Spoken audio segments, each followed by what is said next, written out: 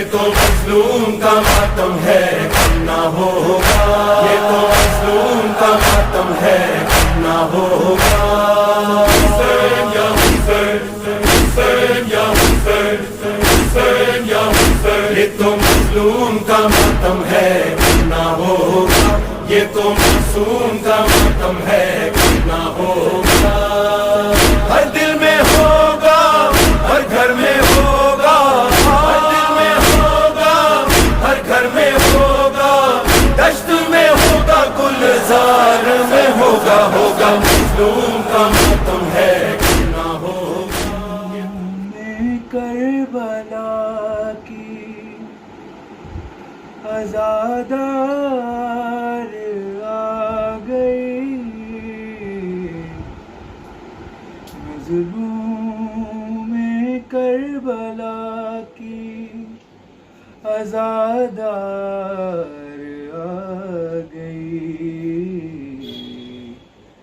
زینب brain سر جو، زینب brain سر جو، بازار آ گئی، مظلوم میں کربلا کی عزادار آ گئی۔ تلوار کے بغیر لڑوں گی میں ایسی جنگ، خطبے پڑھوں گی ایسے، دشمن بھی ہوں گے تنگ۔ دیکھو حسین تم بھی ہمارے جہاد کو، زینب ہے آج بن کے، زینب ہے آج بن کے، علمدار آ گئی، مظلوم میں کربلا کی عزادار آ گئی۔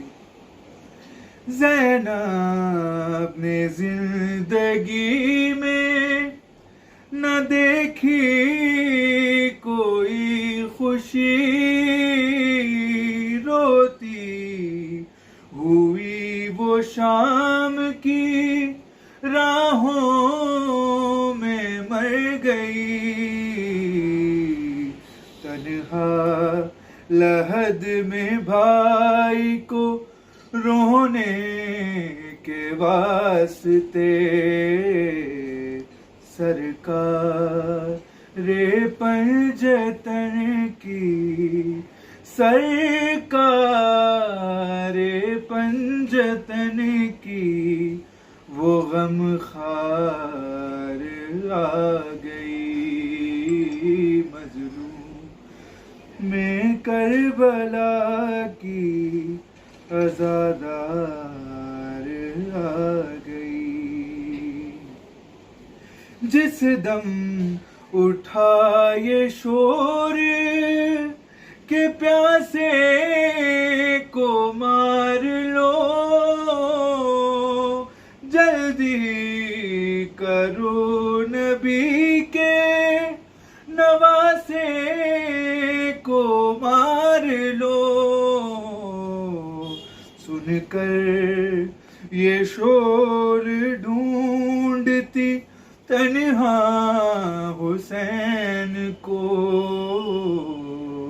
مقتل میں بنت حیدر، مقتل میں بنت حیدر کرار آ گئی، مظلوم میں کربلا کی عزادار آ گئی۔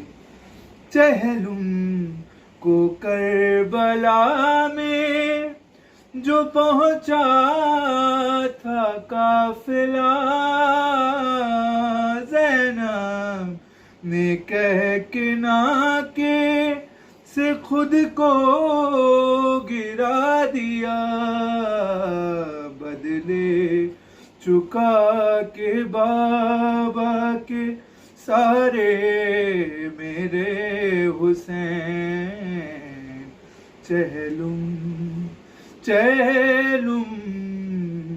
منانے آپ کی زوار آ گئی، مظلوم میں کربلا کی عزادار آ گئی، محشر کے روز آئے گی جب نائب بطول تنویر یہ کہیں گے خدا سے میرے رسول، زندہ رکھا ہے جس نے ارادے حسین کے، یا رب وہ میرے دین کی، یا رب وہ میرے دین کی مددگار آ گئی، مظلوم میں کربلا کی عزادار آ گئی۔ أعوذ بالله من الشيطان الرجيم. بسم الله الرحمن الرحيم. الحمد لله رب العالمين الرحمن الرحيم مالك يوم الدين. إياك نعبد وإياك نستعين. اهدنا الصراط المستقيم صراط الذين أنعمت عليهم غير المغضوب عليهم ولا الضالين. بسم الله الرحمن الرحيم. قل هو الله أحد الله الصمد لم يلد ولم يولد ولم يكن له كفوا أحد. بسم الله الرحمن الرحيم. قل هو الله أحد الله الصمد لم يلد ولم يولد ولم يكن له كفوا أحد. بسم الله الرحمن الرحيم. قل هو الله أحد الله الصمد لم يلد ولم يولد ولم يكن له كفوا أحد. رحم الله من قرأ الفاتحة.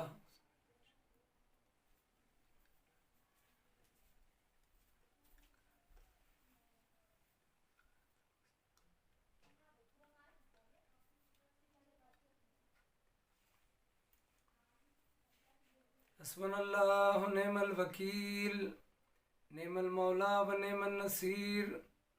تبارك الله أحسن الخالقين. ولا حول ولا قوة إلا بالله العلي العظيم. أعوذ بالله السميع العليم من الشيطان اللعين الرجيم.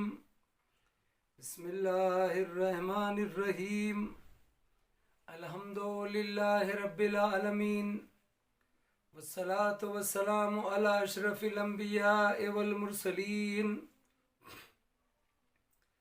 سيدنا ونبينا وشفيع ذنوبنا مولانا أبي القاسم محمد اللهم صل على محمد وعلى آله الطيبين الطاهرين المعصومين المظلومين الغر الميامين، لا سيما الإمام المبين بقية الله الأعظم في الأرض أجمعين الحجة الثاني عشر الإمام المهدي المنتظر صلوات الله وسلامه عليه ولعنة الدائمة على أعدائهم أجمعين وغاصبي حقوقهم ومنكري فضائلهم من الآن إلى قيام يوم الدين. أما بعد فقد قال الله تبارك وتعالى في القرآن المجيد والفرقان الحميد وهو أصدق الصادقين وقوله الحق.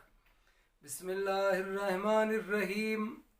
قل أغير الله أبغي ربا وهو رب كل شيء ولا تكسب كل نفس إلا عليها ولا تزر وازرة وزر أخرى. صلوات پڑھتے پر محمد وآل محمد. اللہم صلی علی محمد وآل محمد. عزیزان گرامی، ٹاپک کی روشنی میں جو ہماری گفتگو چل رہی ہے کہ انسان کا دوست اور دشمن کون، اور سورہ انعام کی آیت نمبر 164 اس آیت کریمہ کی روشنی میں کہ جس میں ارشاد رب العزت ہے کہ اے پیغمبر، اے رسول، آپ کہہ دیجئے کہ میں خدا کے علاوہ کیا کوئی اور پروردگار اور کوئی رب تلاش کروں، جبکہ میرا خدا، میرا پروردگار ہی تمام اشیاء کا، تمام چیزوں کا مالک ہے. وہی سب کا پالنے والا رب، پرورش کرنے والا، وہ ہوا رب کل شے. اور پھر آگے ارشاد ہوتا ہے کہ دنیا میں تم جو کچھ بھی کرو گے، ولا تکسب کل نفس الا علیہا، تو ہر ایک کا وبال اسی کے سر اور اسی کے ذمے رہے گا. لہذا آپ بے فکر رہے کہ جو گناہ کرے گا، ولا تزر وازرۃ وزر اخری، وہ کوئی شخص دوسرے شخص کے گناہوں کا بوجھ یعنی وزن اپنے سر پر نہیں اٹھائے گا. جو جیسا کرے گا وہ ویسا بھرے گا. البتہ چونکہ جن کی ڈیوٹی ہے، جن کا فریضہ ہے، جو پیرنٹس ہیں، سرپرست ہیں، اور جن کو یہ کہا گیا ہے کہ بھئی تمہاری وجہ سے دوسرا شخص ذمہ دار ہو سکتا ہے. اس لیے کہ اب جلدی سن لیجئے گا، کچھ مجلسیں بچی ہیں، غالباً یہ مجلس کے بعد اور 5-6 مجلسیں ہیں. امر بالمعروف نہی عن المنکر، یہ فروع دین میں ہے. ٹاپک کو ذہن میں رکھیں، آیت اور اس کے ترجمے کو ذہن میں رکھیں. امر بالمعروف، آپ بچوں کو فروع دین پڑھاتے ہیں نا، اصول دین. اصول دین میں توحید، عدل، نبوت، امامت، قیامت ہے، جس میں تقلید نہیں ہے. اصول دین میں تقلید حرام ہے، جائز نہیں ہے. اصول دین میں از روی استنباط یا از روی بصیرت عمل ہوتا ہے، اس میں تقلید نہیں ہوتی. توحید، عدل، نبوت، امامت، قیامت میں تقلید فروع دین میں ہوتی ہے. فروع دین میں اول نماز، دوسرے روزہ، تیسرے حج، چوتھے زکوٰۃ، پانچویں خمس، چھٹے جہاد، ساتویں امر بالمعروف، آٹھویں نہی عن المنکر، تولا اور تبرہ. امر بالمعروف یعنی نیکی کی ہدایت کرنا. ٹاپک ذہن میں رکھیں، اور گزشتہ میری جو اسپیچ تقاریر ہوئی ہے، جو بیانات ہوئے، اس کو بھی ذہن میں رکھیں تو انشاءاللہ آپ محظوظ ہوں گے. دیکھیں، ایک ٹاپک پر 10-20 مجلس میں سیر حاصل گفتگو نہیں ہو سکتی. ایک بڑے عالم یا ایک اچھا جس کی تاریخ، روایات پر نگاہ ہے، میرے جیسا اسٹوڈنٹ، جبکہ میں خود بھی ایک اسٹوڈنٹ، ایک طالب علم ہونے کے ناطے یہ ٹاپک کیا، اس کا پہلے کا ٹاپک 10 مجلس کافی نہیں، وہ بھی آن لائن، وہ بھی وقت محدود 45-50 منٹ، اس سے اوپر ہم جا نہیں سکتے. اور پھر سائیکولوجی میں اکیلا ہوں، سامنے کوئی ہے نہیں، تو اس پر اور بولا جا سکتا ہے. آئندہ میں فیوچر میں ہم بولیں گے. تو یہ ٹاپک کو ذہن میں رکھ کے میرے ایک بات کو سنیں تو اس کا ربط ہے، کانٹیکٹ اور رابطہ ہے کہ امر بالمعروف فروع دین میں ہے. اصول دین دین کی جڑیں ہیں، فروع دین دین کی شاخیں ہیں. ایک درخت ہے جس کی جڑ ہے. اسلام درخت ہے، اس کی جڑیں اصول دین ہے، توحید، عدل، نبوت، امامت، قیامت. اس کی شاخیں یہ فروع دین ہے جو میں نے گنوائے 10. فروع دین بہت ہیں لیکن یہ خاص 10 ہیں: نماز، روزہ، حج، زکوٰۃ، خمس، جہاد، امر بالمعروف، نہی عن المنکر، تولا، تبرہ. تو اس میں جو 2 پوائنٹ ذہن میں رکھیں جو ٹاپک سے تعلق رکھتے ہیں: امر بالمعروف یعنی نیکی کی ہدایت کرنا، وہ نہی عن المنکر یعنی گناہوں سے روکنا، منع کرنا.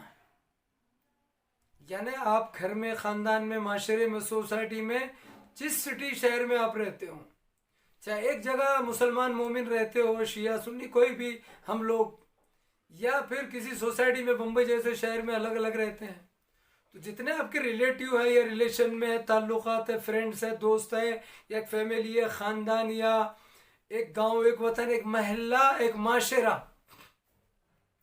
اس میں امر بالمعروف نیکی کی ہدایت، نہی عن المنکر برائیوں سے روکنا اور منع کرنا، یہ سب کا فریضہ ہے، صرف علماء کا نہیں، مجتہدین، مراجعین، مبلغین، پیش نماز عالم کا نہیں۔ اکثر پبلک کہتی ہے نا اب یہ مولانا کی ذمہ داری ہے، علماء کی تو ذمہ داری ہے ہی ہے، سب سے زیادہ علماء کی ذمہ داری ہے کہ انہوں نے اس کام کا مخصوص بیڑا اٹھایا ہے۔ ڈاکٹر اپنی ذمہ داری ادا کرتا ہے، مریض کو دوا دے کر، حکیم علاج کر کے بیماروں کا، ہے نا، ایک ٹیلر، ایک خیاط کپڑے سی کر اپنی ذمہ داری، ایک ہنر مند اپنے میدان ہنر میں اپنا کام کرتا ہے، الیکٹریشین ہو، وائر مین ہو، الیکٹریشین ہو، پلمبر ہو، موٹر مین ہو، انجینئر ہو، ہر ایک اپنے فیلڈ میں اپنا فرض ادا کرتا ہے۔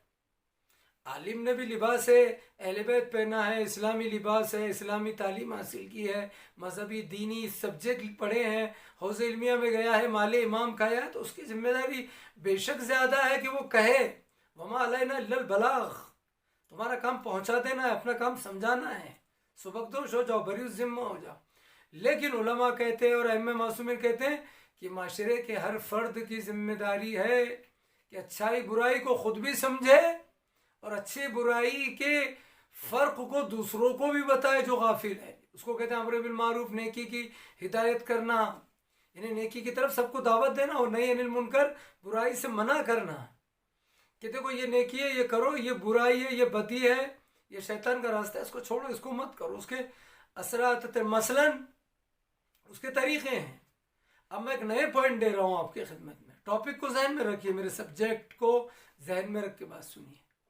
آپ گھر سے نکلے مسجد کی طرف نماز کے لیے، امر بالمعروف نیکی کی ہدایت، نہی عن المنکر گناہوں سے برائیوں سے ٹوکنا یا منع کرنا، روکنا۔ اب آپ گھر سے نکلے مسجد کی طرف نماز کو جانے کے لیے، اذان ہو رہی ظہرین میں یا مغربین میں، جیسے ہمارے یہاں محلے میں جہاں پوری سوسائٹی ہے، تقریباً 400-500 گھر شیعہ حضرات کے ہیں، تو اب یہ 100-200 گھروں میں سے گزر کے جانا ہے نا، سب کے سب شیعہ مومن ہیں، اذان ہو رہی لیکن لوگ باہر بیٹھے ہوئے ہیں، کچھ لوگ باہر بیٹھے، کچھ لوگ نماز کو جا رہے ہیں، کچھ لوگ مسجد پہنچ چکے۔ امر بالمعروف نیکی کی ہدایت، نہی عن المنکر برائیوں سے روکنا، ٹوکنا، منع کرنا۔ اب ہم جب جا رہے ہیں، میں نے دیکھا کہ 2 لڑکے بیٹھے ہوئے ہیں جوان، کائے پر، چوراہے پر، دکان کے پاس، یوں ہی گپ شپ کر رہے ہیں، واٹس ایپ کھیل رہے ہیں، موبائل کھیل رہے ہیں، یوٹیوب دیکھ رہے ہیں، کچھ بھی دیکھ رہے ہیں، اذان ہو رہی، مسلمان ہے، مومن ہے، یہ آپ کا فرض ہے، مسجد نہیں تو گھر نہیں تو کہیں اور جگہ نماز پڑھیے، یا کم سے کم جب نماز ہو رہی تو باہر مت رکیے مسجد کے باہر، یا مجلس ہو رہی تو جہاں مجلس ہو رہی، جیسا میں نے بمبئی میں باندرا مسجد میں دیکھا ہے، یا ہمارے یہاں وطن میں بھی ایسا ہوتا ہے کہ چونکہ شیعہ وہاں ہے، باہر آپ بیٹھے، اندر مجلس ہو رہی ہے، جب ماتم شروع ہوگا، تبرک بٹے گا، تقسیم ہوگا، تب آپ اندر جا رہے ہیں، شرم آنی چاہیے۔ نماز ہو رہی ہے، آپ باہر بیٹھے، تو آپ کس کی توہین کر رہے ہیں؟ اللہ کے گھر کی، نماز کی، جماعت کی، مومنین کی، کس کی مذاق اڑا رہے ہیں؟ یہاں پہچاننا ہے آپ کا دوست اور دشمن کون، انسان کا دوست اور دشمن کون۔ تو اسی طریقے سے جب میں چلا تو میں نے دیکھا 2-4 شیعہ لڑکے بیٹھے ہیں، بالکل 400-500 گھر ہے، بیچ میں مسجد ہے، اذان ہو رہی، نماز کو جا رہے، بیٹھے ہیں، باتیں کر رہے ہیں۔ پھر آگے گیا تو اور 2 بیٹھے ہیں۔ بھائی 1000 آدمی کی آبادی ہے جس میں 200 آدمی جا چکے مسجد میں، 200 کاروبار میں، ڈیوٹی میں، آفس میں، جاب میں، مزدوری میں مصروف ہے، وہ تو ٹھیک ہے، لیکن 5-25 یوں ہی باہر بیٹھے۔ تو اب میرا فرض ہے امر بالمعروف، نیکی کی ہدایت، کہ بھائی مومن اذان ہو رہی، چلو نماز کو چلو، ادب سے، پیار سے، محبت سے، اس کے کنڈیشن اور شرائط ہیں۔ تو یہ میں ان کا سچا دوست ہوں کہ اذان ہو رہی، نماز کو جائیے، وہ مجلس شروع ہوگی، مولانا پڑھ رہے ہیں، مرثیہ شروع ہو گیا، آپ جائیے، امر بالمعروف نیکی کی ہدایت۔ لیکن میں نے کسی عورت کو دیکھ لیا، مثلا دوسری چیز، شیعہ عورت ہے میں جانتا ہوں، جو پردے میں، حجاب میں فل، لیکن میں نے دیکھا پورا چہرہ کھلا ہے، مثلا ہمارے یہاں نہیں چلتا، شہروں کی بات الگ ہے، سٹیز کی بات الگ ہے۔ مثلا میں نے دیکھا تو بھئی اب میں اس کو امر بالمعروف کرنا ہے، نیکی کی ہدایت، بھئی اب چہرہ چھپائیے، ہے نا۔ تو یہ کہنے کا مقصد یہ ہے، اس میں پوائنٹ جو دے رہا ہوں، یہاں پر باقاعدہ آیت اللہ ابو القاسم خوئی رحمۃ اللہ علیہ نے ایک بڑا اچھا فوکس کیا امر بالمعروف نہی عن المنکر پہ، کہ اگر میرے کہنے کا اس پر اثر ہوتا ہے تو کہوں امر بالمعروف نیکی کی ہدایت، ہر ایک کو، ہر جگہ، ہر فیلڈ میں، ہر مسئلے میں، چاہے نماز کا کہنا ہو، روزے کا کہنا ہو، بے پردگی ہو، گانا سننے پر ہو، شراب پی رہا ہو، جھوٹ بول رہا ہو، غیبت کر رہا ہو، کوئی گناہ کر رہا ہو، لوگوں کے درمیان اختلاف ڈال رہا ہو، دو مومن کو لڑا رہا ہو، کنٹروورسی قوم، معاشرے، انجمن، جماعت میں پارٹی بندی کر رہا ہو، اور مجھے یہ معلوم ہے امر بالمعروف، نیکی کی ہدایت، نیکی کا حکم، نیکی کا آرڈر کرنا ہے، فروع دین میں ہے، قرآن میں ہے، حدیث میں ہے، قرآن و اہل بیت کے دامن میں ہے۔ اب مجھے یہ معلوم ہے مرجع کیا کرے، آیت اللہ ابو القاسم خوئی رحمۃ اللہ علیہ جن کا میں نے پڑھا، میں ان کا مقلد ہوں، اور بھی اکثر علماء کہتے ہیں، اور روایت میں بھی ہے، شہید کی روایت میں بھی ہے، شہید محراب نے بھی اس کو نقل کیا ہے، ایک عام اعلان ہے، یہ سب کے لیے، سب عمل کر سکتے۔ اگر میرے کہنے کا مجھے یقین ہے کہ میں کہوں گا چلو نماز کو، میں کہوں گا پردہ کرو، میں کہوں گا گانا مت سنو، یا غیبت مت کرو، یا جھگڑا مت کرو، یہ امر بالمعروف ہے، اگر میرے کہنے مجھے یقین ہے کہ میں کہوں گا اور یہ اس کو قبول کرے گا، ایکسیپٹ کرے گا، تو مجھے کہنا چاہیے کہ یہ میری بات مان لے گا، تو مجھے کہنا چاہیے امر بالمعروف، نیکی کی ہدایت۔ لیکن اگر مجھے یقین ہے، بالکل ایسا لگتا ہے، ایسا ہوتا ہے کہ بھئی آپ میری بات مان لیں گے، آپ اتنے مجھ سے کلوز ہے، دوست ہے، فرینڈ ہے، میری کسی بات کا برا نہیں مانتی، تو اچھی بات ہے، اللہ رسول امام کی طرف دعوت دے رہا ہوں، میں آپ کا بہترین دوست ہوں اس وقت۔ لیکن کبھی کبھی ایسے لوگ ہوتے ہیں سوسائٹی، معاشرے میں، ہمارے شیعہ، کہ جن کو آپ نیکی پر بھی ٹوکے تو لڑائی جھگڑے پر اتر آتے ہیں، یا آپ کی انسلٹ کر دیں گے، آپ کو بے عزت کر دیں گے چار لوگوں میں۔ بھئی چلو اذان ہو رہی نماز کو، مثلا وہ جواب میں کہے گا، بدتمیزی کرے گا، جاؤ جاؤ اپنا کام کرو، جائیے اپنا کام کیجئے، آپ نماز پڑھیے، بڑے بڑے نمازی آئے، ہمارے یہاں کہتے ہیں پاک نمازی 700 چوبے کھا کے بلی حج کو چلی، جب لوگ باتیں کرتے ہیں۔ تو یہاں آیت اللہ ابو القاسم خوئی رحمۃ اللہ علیہ اور اکثر علماء اور شہید نے لکھا ہے، امام سے روایت اہل بیت سے، کہ تم یہاں پر نیکی کی ہدایت مت کرو بلکہ وقت کا انتظار کرو۔ دیکھیے، یعنی نیکی کی ہدایت وہاں کرنا ہے جہاں آپ کے کہنے کا اثر ہو، اگر آپ کی بے عزتی ہونے والی ہے تو رک جائیے، اس کا یہ مقصد نہیں ہے کہ میں اب مجلس نہیں پڑھوں، میں خطبہ جمعہ نہ دوں، وہ الگ مرحلہ ہے، وہ الگ مرحلہ ہے، وہ ہم جاتے ہوئے نیکی کی ہدایت کر رہے بازار میں، سڑک پر، چوراہے پر، یہ مسجد، مجلس، خطبہ جمعہ یا تقریر یا دینی کلاسز یہ عام ہے، مجلس میں بول رہا ہوں، جس کو بیٹھنا ہے بیٹھے گا، جس کو نہیں بیٹھنا چلا جائے گا، خطبہ جمعہ ہے، خطبہ عید ہے، اس میں ہم بات کریں گے، جس کو سننا ہے سنے گا، وہاں بھی کوئی زبردستی نہیں، بھائی بیٹھ، مجلس سے کیوں جا رہا ہے، کیوں نہیں آئے، جمعہ سے کیوں اٹھ کے جا رہے ہو مثلا، تو یہ مرحلے ہیں۔ تو اب دوست اور دشمن آپ کے سمجھ میں آ رہا ہے سب، آپ کا دوست ہے جو آپ کو کہے چلو مسجد کی طرف چلو، نماز کی طرف چلو، مجلس کی طرف چلو، جلوس کی طرف، آپ کا دشمن ہے جو ایسے موقع پر آپ کو دوسری دنیاوی باتوں میں مصروف رکھے، مجمع ذہن میں رکھے۔ اسلام کس قدر باریکی کی بات کرتا ہے، اسلام کب آپ سے کہہ رہا ہے کہ آپ دن بھر مسجد میں رہیے، نمازیں پڑھیے، 24 گھنٹے مصلی پہ بیٹھے رہیے۔ ہمارے یہاں روحبانیت جائز نہیں ہے، روحبانیت یعنی بیوی بچے، شادی بیاہ، بازار مارکیٹ سب جائز، خواہشات کو چھوڑ کر اللہ اللہ کرنا، مسجد کو اپنا گھر بنا لینا، یہ روحبانیت ہے۔ شادی نہیں کر رہے ہیں، کوئی جائز خواہش کو پورا نہیں کر رہے ہیں، بیوی سے محبت نہیں کر رہے ہیں، ماں باپ نہیں، سوسائٹی نہیں، تجارت بزنس نہیں، بس اللہ کا گھر ہے، مسجد کا کھمبا بن کے بیٹھ گئے، نہیں، نماز کے وقت نماز پڑھیے، پھر بعد میں بزنس کیجیے، تجارت، رزق حلال، رزق حلال، اس لیے کہ رزق حلال، مولا حسن علیہ السلام فرماتے ہمارے امام کہ رزق حلال عظیم عبادت ہے۔ رزق حلال کیا ہے؟ عظیم عبادت ہے رزق حلال۔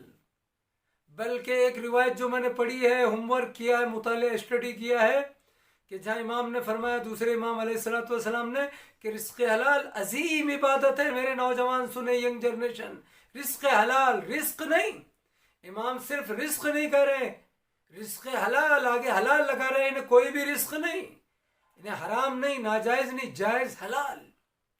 اس لیے کہ قرآن کہتا ہے کلو مما فی الارض، کلو مما فی الارض حلالا وطیبا، قرآن کہہ رہا ہے تم زمین پر کھاؤ، مما فی الارض، زمین پر جو کچھ بھی ہے کھاؤ، مگر آگے کیا کر، کلو مما فی الارض حلالا، وہی کھاؤ، کھاؤ سب کچھ مت کھاؤ، کھاؤ جو کچھ ہے مگر وہی کھاؤ، کلو مما فی الارض حلالا، جو حلال ہے، اور صرف حلال نہیں، طیباً، جو پاک ہے۔ اس لیے کہ حلال ہونا اور ہے، پاک ہونا اور ہے۔ ایک چیز حلال ہے مگر پاک نہیں ہے۔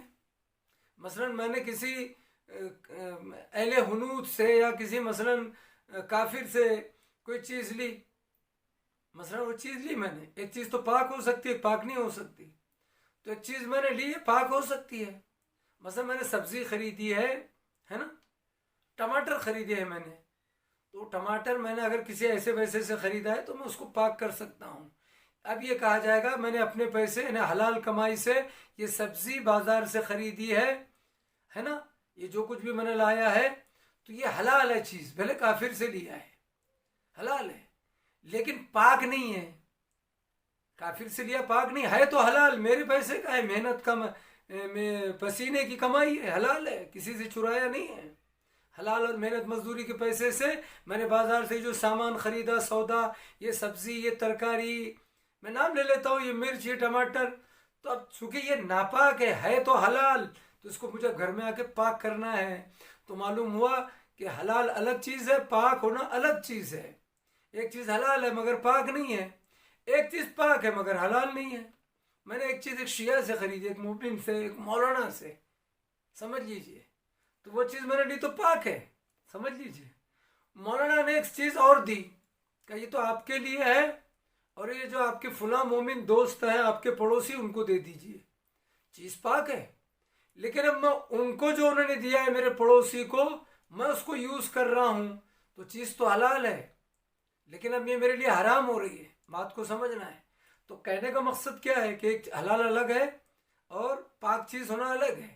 مثال کے طور پر ایک چیز پاک ہے نا، چیز کسی سے میں نے خریدا لیکن یہ میرے لیے نہیں ہے، چیز تو پاک ہے نا. میں نے مثال دیا کہ مولانا نے دیا ہے بسکٹ کا پیکٹ، پاک ہے، نجیس تھوڑی ہے.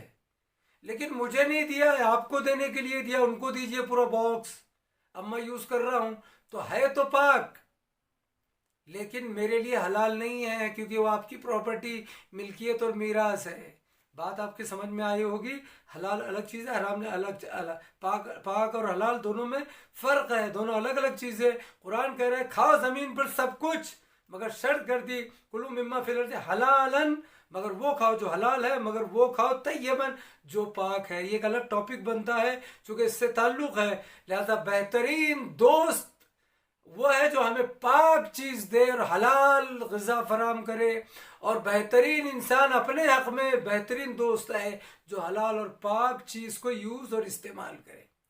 اور وہ بہترین دشمن ہے انسان کا، چاہے سامنے والا ہو یا ہم خود ہوں اپنے حق میں، کہ اگر ہم پاک کی جگہ ناپاک نجیس چیز کھائیں اور حلال کی جگہ جائز کی جگہ ناجائز اور حرام چیز کو استعمال کریں. تو عزیزان گرامی، مثلا رزق حلال، مولا حسن نے فرمایا، امام حسن علیہ السلام نے، رزق حلال عظیم عبادت ہے.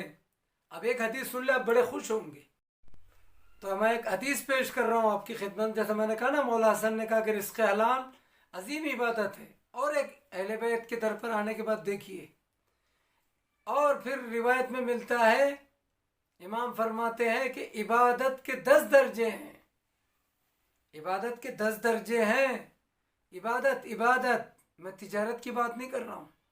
عبادت کے 10 درجے ہیں، اس میں سے 9 درجے، 9 حصے رزق حلال میں رکھے گئے اور 1 درجے میں ساری عبادتیں رکھی گئی. یعنی نماز عبادت، روزہ عبادت، حج عبادت، عمرہ عبادت ہے نا. عموماً ہم لوگ یہ عبادت سمجھتے ہیں نماز روزے کو، لیکن یہ اہل بیت کے طرف سے آواز آ رہی کہ عبادت کے 10 حصے درجے ہیں جس میں سے 9 حصے اور درجے رزق حلال میں رکھے گئے. اس کی وجہ کیا ہے کہ نماز تو عبادت ہے ہی ہے، وہ تو ٹائم سے ہے، لیکن یہ جو رزق حلال کو کہا گیا عبادت، اس کی وجہ کیا ہے؟ اس کی وجہ یہ ہے کہ قرآن نے آواز دی ہے، کلوا مما فی الارض حلالا طیبا، تم زمین پر کھاؤ مگر جو حلال ہے اور جو پاک ہے. یعنی زمین، اللہ نے کیا کہا قرآن میں، کلوا مما فی الارض حلالا طیبا، تم زمین پر کھاؤ مگر جو حلال ہے جو پاک ہے. حالانکہ حلال الگ چیز ہے اور پاک الگ چیز ہے. یہ بات کبھی آئے گی. یہاں عبادت کے 10 درجوں میں 9 درجے اور حصے رزق حلال میں رکھے گئے. یعنی کس قدر رزق حلال کی اہمیت ہے اسلام میں، قرآن و اہل بیت کے دامن میں. کیوں اس کی وجہ یہ ہے کہ اگر آپ نماز پڑھتے ہیں، روزہ رکھتے ہیں، حج کرتے تو اس میں آپ کی ذات تک فائدہ ہے، لیکن جب انسان نماز پڑھ کے روزہ رکھ کے دوسری جو فروع دین میں عبادات بتائی گئی وہ عبادت کر کے رزق حلال کے لیے نکلتا ہے تو وہ اپنے بیوی بچوں کے ساتھ ایک بہترین دوست بھی بنتا ہے، دشمن نہیں بنتا۔ انسان کا دوست اور دشمن کون؟ وہ ان کی پرورش کی ذمہ داری لیتا ہے، ان کو کسی کے سامنے بے عزت نہیں ہونے دیتا، ہاتھ نہیں پھیلانے دیتا، اور جب وہ رزق حلال کماتا ہے تو بچے کی پرورش نشو و نما صحیح ہوتی ہے، اس پر دین اور تعلیم کا اچھا اثر گرتا ہے، وہ اپنے بچوں کو بھی ہاتھ پھیلانے سے منع کر دیتا ہے، اس لیے کہ رزق حلال مہیا کر رہا ہے۔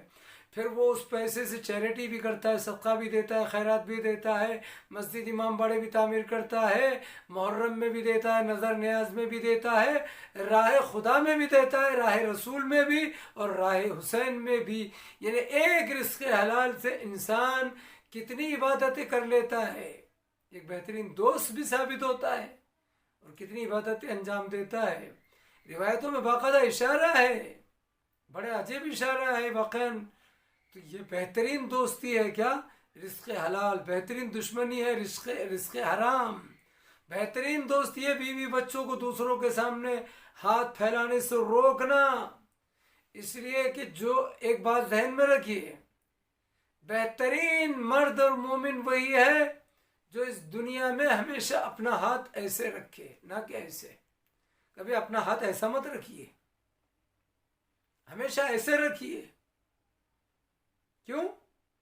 دنیا میں مخلوق کے سامنے ہاتھ کو ایسے رکھیے، اللہ کی مخلوق کے سامنے ہاتھ ایسا رکھیے، دیتا ہوا ہاتھ ایسا مت رکھیے، لیتا ہوا ہاتھ۔ جملے کو پلٹ کر کہہ رہا ہوں کہ جب اللہ کے سامنے ہاتھ رکھیں تو ایسا رکھے، مانگتا ہوا۔ جب اللہ دنیا کے سامنے ہاتھ رکھے تو دیتا ہوا، یعنی جب خالق کے سامنے آئے تو ہاتھوں کو یوں رکھے کہ تو مجھے دے، جب مخلوق کے سامنے جائے تو تم مخلوق کو دو، ذریعہ بن جاؤ۔ اس میں عزت ہے، اس میں ذلت نہیں ہے۔ یاد رکھیے جب کسی سے ہم ہاتھ پھیلا کے کوئی مانگتے ہیں تو انسان مانگنے والا مانگنے سے پہلے یا اسے ملے گا یا نہیں ملے گا، امام کہتے ہیں فقیر مسکین ہاتھ پھیلانے والا محتاج جب کسی سے مانگتا ہے تو پہلے وہ اپنی عزت کو ختم کر کے ذلت کا مظاہرہ کرتا ہے، شرمندگی کا۔ کس قدر وہ اپنے آپ کو ذلیل محسوس کرتا ہے، شرمندگی کا احساس کرتا ہے۔ اس کا نفس، وہ اپنے نفس کو یا اس کا نفس اسے کھاتا ہے، اس کی روح تڑپتی ہے۔ کوئی بھی ہو کسی کے پاس میں آتا ہے تو کتنی شرمندگی کے سائے میں وہ زبان کھولتا ہے۔ تو لہذا یہ رزق حلال عظیم عبادت ہے، اور عبادت کے 10 درجوں میں 9 درجے رزق حلال میں رکھے گئے۔ وہ شوہر بہترین دوست ہے فیملی کا، جو انہیں حلال رزق مہیا کرے تاکہ خود بھی شرمندگی سے بچے اور اس کی فیملی بھی۔ عزیزان گرامی، ایک بات ذہن میں رکھیے، امام نے باقاعدہ اشارہ دیا ہے کہ مثلا آپ بے مقصد نماز پڑھیں، مسجد میں بیٹھیں، عبادت میں مصروف رہیں، لمبے سجود اور رکوع کریں، تسبیح کرتے رہیں، اور آپ کے بیوی بچے بھوکے رہیں، آپ روزی روٹی نہ کمائیں، آپ تجارت نہ کریں، رزق حلال مہیا نہ کریں، تو باقاعدہ امام نے ایک جگہ اشارہ دیا ہے کہ کوفے میں گھومنے والے کتوں سے بدتر ہیں ایسے لوگ جو مسجد میں پڑے رہتے ہیں اور ان کے بیوی بچے بھوکے رہتے ہیں، اور یہ خود بھی بھوکے رہتے ہیں، کوئی بھی ان کے سامنے روٹی ڈال دیتا ہے جیسے کتے کے سامنے ہڈی ڈالتا ہے۔ میں صرف آج اشارہ دے رہا ہوں، یعنی اسلام عبادت مانگتا ہے مگر اپنے وقت پر۔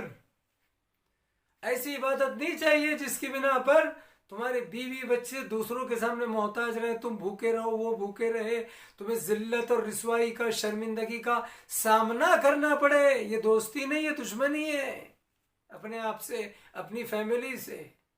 میری بات کہاں سے کہاں تک جا رہی، لیکن اس بات کو ذہن میں رکھیے گا عزیزان گرامی، میری بات اور آگے بڑھے گی کہ مثلا ایک بات یہ میں کہتا ہوں، امام رضا علیہ السلام کے حوالے سے ایک بہترین بات آپ کی خدمت میں کہتا ہوں، پھر ایک بہترین بات، جیسا کہ میں نے دوسری 2 باتیں آپ کے سامنے رکھی اور ایک بہترین بات۔ یہاں پر کبھی کبھی ایک آدمی اپسیٹ ہوتا ہے کہ مجھے اللہ نے اتنا کم دیا ہے۔ اللہ آپ کا بہترین دوست ہے، اللہ سے بڑھ کر دوست کون ہو سکتا ہے؟ بھئی ہم ابراہیم خلیل اللہ کہتے ہیں نا، ابراہیم خلیل اللہ، ابراہیم اللہ کے خلیل یعنی دوست تھے. محمد حبیب اللہ، محمد حبیب اللہ، حبیب مانے دوست، یعنی پیغمبر بھی اللہ کے دوست اور ابراہیم بھی اللہ کے دوست. ابراہیم خلیل اللہ علیہ السلام، ہمارے رسول محمد حبیب اللہ. حبیب مانے دوست، حبیب محبوب، حبیب مانے دوست، خلیل مانے دوست. لیکن دونوں میں بڑا فرق ہے. اس کے اور بھی فرق ہے، کیا وجہ کیا ریزن ہے، اور بھی اس کا آنسر اور جواب ہے. ابراہیم خلیل اللہ، ابراہیم بھی نبی ہیں، رسول ہیں، امام ہے. خلیل یعنی اللہ کے دوست ہیں. ہمارے پیغمبر جو کہ سب سے افضل نبی ہیں، نبی بھی ہے، رسول بھی ہے، ہمارے پیغمبر امام بھی ہے، اور حبیب یعنی اللہ کے دوست. یعنی پیغمبر کے دادا ابراہیم بھی نبی، رسول، امام اور خلیل اللہ کے دوست، اور ہمارے پیغمبر بھی نبی، رسول، امام اور حبیب اللہ کے دوست ہیں. خلیل اور حبیب میں ایک فرق یہ ہے کہ خلیل اس دوست کو کہتے ہیں کہ جو اللہ کو دوست رکھے، اور حبیب اس دوست کو کہتے ہیں جسے اللہ دوست رکھے. ابراہیم اللہ سے دوستی کر رہے ہیں، اللہ محمد سے دوستی کر رہا ہے. اتنا بڑا فرق ہے. تو اللہ سے بڑھ کر دوست کون ہو سکتا ہے؟ اللہ آپ کا بھی دوست ہو سکتا ہے. علی ولی اللہ، علی اللہ کی ولی ہے، یہاں بھی دوستی آ گئی. تو خیر ایک الگ نقطہ بعد میں بنے گا کہ اللہ کی دوستی سب کو نہیں ملتی، یا تو ابراہیم کو، یا تو محمد کو، یا تو علی کو. اب جملے کو پلٹ رہا ہوں. ابراہیم دادا ہیں، محمد اور علی ان کے پوتے ہیں، ان کی ذریت ہے. جناب ابو طالب کہہ چکے ہیں عقد پیغمبر میں، الحمدللہ الذی جعلنا من ذریت ابراہیم و ذر اسماعیل. ساری تعریف اس اللہ کی کہ جس نے مجھے ابو طالب اور میرے بیٹے محمد اور میری اولاد ابو علی کو اور تمام ذریت کو، الحمدللہ الذی، کہ اللہ نے مجھے اور ہم سب کو، جعلنا من ذریت ابراہیم، ہم سب کو ذریت ابراہیم میں رکھا، وہ ذر اسماعیل اور نسل اسماعیل میں رکھا. یعنی ابو طالب ذریت ابراہیم اور نسل اسماعیل ہے. یعنی ابو طالب کے بھائی عبداللہ جو پیغمبر کے باپ ہیں وہ بھی ذریت ابراہیم ہو گئے. یعنی ابو طالب کا کہنا کہ میں، میرے بھائی، میرے بیٹے، میرے بھتیجے اور میری پوری نسل ذریت ابراہیم نسل اسماعیل ہے. یعنی ابراہیم اللہ کے دوست خلیل ہے، محمد اللہ کے دوست ہیں، علی اللہ کے دوست ہیں، ولی ہیں. تو میرے بات سمجھ میں نہیں آتی. مسلمان فیصلہ کریں. اللہ کو دوست بنانا یا اللہ کے دوست بننا اتنی آسان بات نہیں ہے. لیکن عجب گھرانہ ہے کہ یہاں ابراہیم جو محمد کے دادا ہیں، علی کے دادا ہیں، تو یا تو دادا دوست ہے یا دونوں پوتے اللہ کے دوست ہیں. اوپر جاؤ تو دادا بھی امامت رکھتا ہے، دونوں پوتے بھی محمد اور علی امامت رکھتے ہیں. یعنی اللہ کو کتنا عزیز ہے دادا سے لے کے پوتوں تک یہ سلسلہ، کہ دوستی بھی اپنی یہاں رکھی، اپنے منصب نبوت اور رسالت بھی یہاں رکھے، اپنا منصب امامت بھی یہاں رکھا. یا مسلمانوں، سارے جھوٹے دروازوں کو اور دروں کو چھوڑ دو، اس در پر جھک جاؤ جہاں ابراہیم جیسا خلیل بھی ہے، محمد جیسا حبیب بھی ہے، علی جیسا ولی سید الاولیاء بھی ہے، جہاں تمہیں نبوت بھی ملے گی، رسالت بھی ملے گی، امامت بھی ملے گی، ولایت بھی ملے گی، محبت بھی ملے گی، مودت بھی ملے گی. یہاں آ جاؤ گے تو وہ سب کچھ ملے گا جو خدا کو چاہیے، وہ کچھ نہیں ملے گا جو شیطان کو چاہیے. یہاں آ جاؤ تو جنت ملے گی، جہنم نہیں ملے گی. میری بات کہاں سے کہاں تک چلے گی؟ تو وہ انسان، اللہ سے بڑھ کر دوست کون ہے؟ میں یہ بات عرض کر رہا تھا. اللہ سے بہترین دوست کون ہو سکتا ہے؟ اللہ سے بہترین کوئی دوست ہے؟ اللہ سے اچھا کوئی دوست ہے؟ تو پھر اللہ سے اچھا کوئی دوست نہیں ہے تو اللہ کو اپنا دوست بناؤ اور اس کے حکم کے مطابق عمل کرو. نماز پڑھو، روزہ رکھو، حج کرو، خمس دو، زکوٰۃ دو، مگر بیوی بچوں کا خیال رکھو، رزق حلال کماؤ، فیملی کو پالو پوسو، تاکہ ایک رزق حلال سے تم کتنی عبادت کر سکتے ہو. اسی رزق حلال سے فیملی کو پالو، خمس دو، زکوٰۃ دو، چیریٹی، صدقہ، خیرات، محرم، عزاداری، ساری چیزیں، مسجد بناؤ، امام بڑے بناؤ، غریبوں کی مدد کرو. تو اب ایک جملہ اور دے رہا ہوں خوبصورت، 8ویں امام کے حوالے سے میں ایک بات دے رہا ہوں، ہمارے اور آپ کے 8ویں امام کے حوالے سے ایک بہترین چیز دے رہا ہوں. یاد رکھیے، کثرت عبادت اسلام کی مانگ نہیں ہے. اسلام کہتا ہے تبارک الذی بیدہ الملک، قرآن کہتا ہے بیدہ الملک وہو علی کل شیء قدیر الذی خلق الموت والحیات لیبلوکم ایکم احسن عملا۔ سورہ ملک کی ابتدائی آیت ہے، احسن عملا لیبلوکم ایکم احسن عملا۔ اللہ نے قرآن میں ہم سے، صاحبان ایمان یا مومنین سے، رسول علیہ رسول کے ماننے والوں سے، تمام مسلمانوں سے کثرت عمل نہیں مانگا ہے، حسن عمل مانگا ہے، احسن عملا۔ زیادہ عمل نہیں، تھوڑا عمل، مگر عمل میں حسن و خوبصورتی ہو، نکھار ہو۔ 2 رکعت نماز پڑھو مگر ویسی جیسے اللہ چاہتا ہے۔ اللہ سے بڑھ کر دوست کون ہے؟ یا یہ مت سوچو کہ 24 گھنٹے مسجد میں پڑے رہے تو ہم اللہ سے قریب ہوں گے، نہیں۔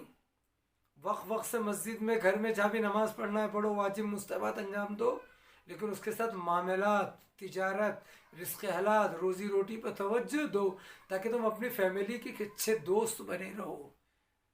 انسان کا دوست اور دشمن کون؟ کیوں؟ یہاں پر ایک بات یاد رکھیے، ایک خوبصورت بات دے رہا ہوں، بڑے آپ محظوظ ہوں گے جو پوری مجلس پر یہ جملہ غالب ہوگا۔ 8ویں امام کی ایک حدیث ہے، ہمارے اور آپ کے 8ویں امام، امام رضا علیہ السلام کی، کہ جو بھی، کیا فرماتے ہیں 8ویں امام، جو بھی بندہ خدا کے کم رزق پر، رزق ہو، رزق حلال ہو، زیادہ رزق نہیں چاہیے جو حرام ہو، کم رزق ہو مگر حلال ہو، زیادہ نہیں چاہیے جو حرام ہو۔ یہاں 8ویں امام کہتے ہیں کہ جو بندہ خدا کے دیے ہوئے کم رزق پر راضی ہو جاتا ہے، خدا بھی اس بندے کے کم عمل پر راضی ہو جاتا ہے کہ نہیں؟ خوبصورت بات امام کی ہے۔ جو بندہ خدا کے کم رزق پر راضی ہے، جتنا بھی دیا ہے اتنا شکر، نہیں چاہیے مجھے کاٹیج، بنگلہ، گاڑیاں، کاریں، دولت، بس رزق حلال دیا ہے، مکان دیا، روٹی کپڑا مکان، بس۔ جو امام رضا علیہ السلام یا آل محمد ہی کہہ سکتے ہیں کہ جو بندہ خدا کے کم رزق پر راضی، خدا بھی اس کے کم عمل پر راضی ہو جاتا ہے۔ وہ الگ بات ہے کہ اس کے کم رزق پر راضی ہو، یہ ہمارا فرض ہے، ہم اس کو اچھا عمل دے، گڈ عمل دے، اور زیادہ سے زیادہ عمل دے مگر اچھا عمل دے، ایسے عمل دے جیسے کربلا والوں نے دیا ہے، جیسے حسین نے دیا ہے۔ حسین سے اچھا عمل کس کا ہے؟ کربلا والوں سے اچھا عمل کس کا ہے؟ گڈ عمل، تیروں میں سجدہ کیا ہے، بھوک اور پیاس میں عبادت کی ہے، ایسی عبادت جو کوئی کر ہی نہیں سکتا، ایسی عبادت اور اطاعت اور بندگی کی ہے جو کوئی انجام ہی نہیں دے سکتا، خدا کی قسم ایسی عبادت کی ہے۔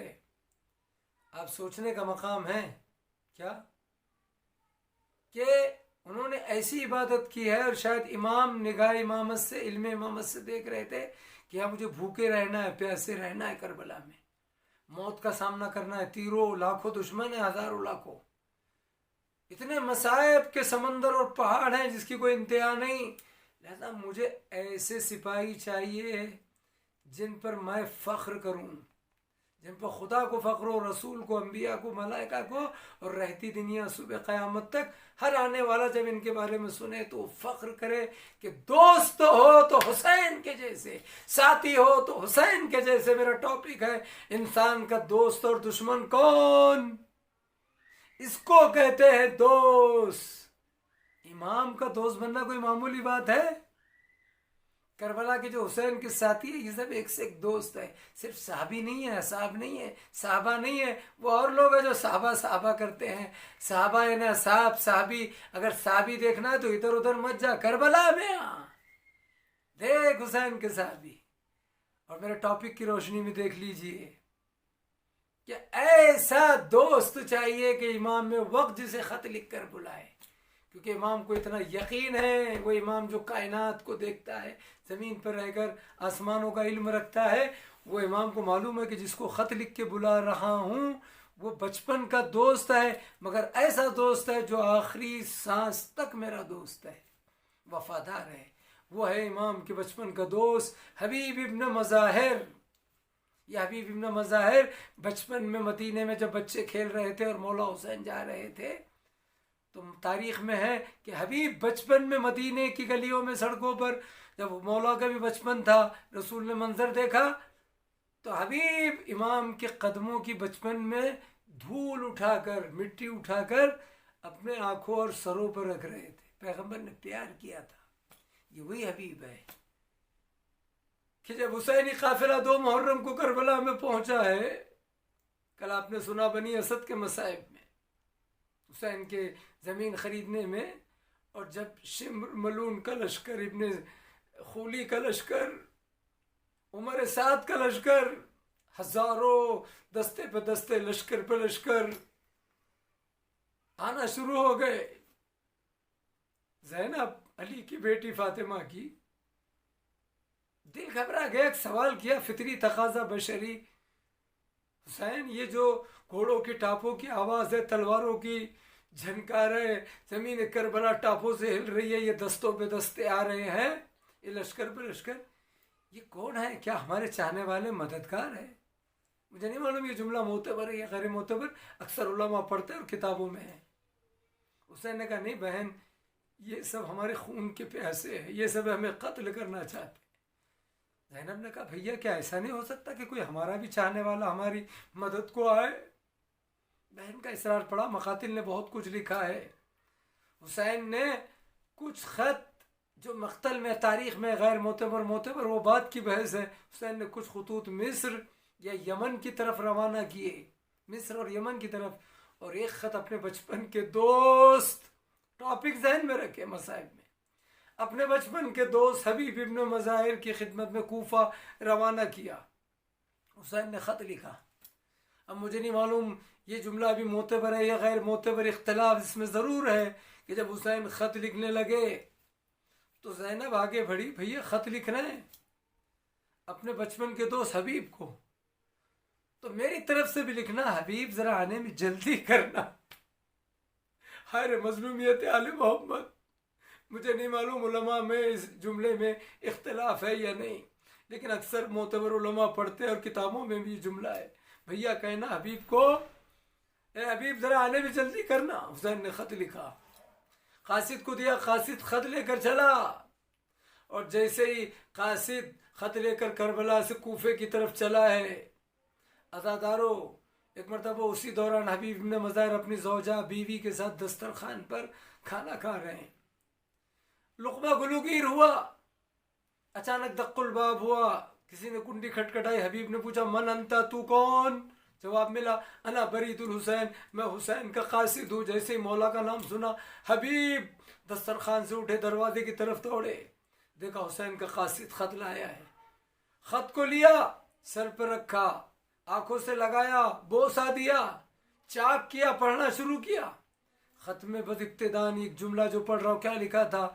یہ خط جو ہے من الحسین الغریب، یہ جو خط ہے من الحسین الغریب الى رجل الفقی حبیب ابن مظاہر، یہ لیٹر، یہ خط حسین غریب کی طرف سے مرد فقی حبیب ابن مظاہر کی خدمت میں. اور آگے لکھا تھا اے حبیب، ہم نرغہ آدھا میں گر چکے ہیں کربلا میں دشمنوں کے بیچ میں، کیا یہ ممکن ہے کہ تم ہماری مدد کو آؤ؟ ادھر حبیب یہ تحریر پڑھ رہے، ادھر زوجہ مومنہ حبیب کی بیوی زوجہ بے چین دسترخوان پر. اے حبیب کیا بات ہے، کس کا خط ہے؟ حبیب نے کہا بیوی سے، زوجہ سے، مولا حسین کا خط ہے. چاہنے والی تھی، محب اہل بیت تھی، محب علی تھی، تڑپ کے کھڑی ہو گئی. حبیب حبیب مولا نے کیا لکھا ہے خط میں؟ کہ مولا نرغہ آدھا میں دشمنوں میں گھر چکے ہیں اور مجھے مدد کے لیے بلایا ہے، میری نصرت کے لیے بلایا ہے اپنی. تو ایک مرتبہ زوجہ کہتی ہے حبیب پھر تمہارا کیا ارادہ ہے؟ حبیب نے یہ جملہ کہا، یہاں بھی تھوڑا اختلاف ہے. حبیب نے کہا سوچ رہا ہوں کہ جاؤں یا نہ جاؤں، اگر چلا گیا تو پھر تمہیں کس کے حوالے کروں، تمہارا کون پرسان حال ہوگا؟ جیسے ہی زوجہ نے مومنہ نے یہ سنا، ارے اس کے ایمان کے جذبات ابھر گئے، آواز دی اے حبیب لو میری چادر تم پہنو، اپنی تلوار مجھے دو. ارے فرزند علی و فاطمہ، فرزند رسول نصرت کے لیے بلائے.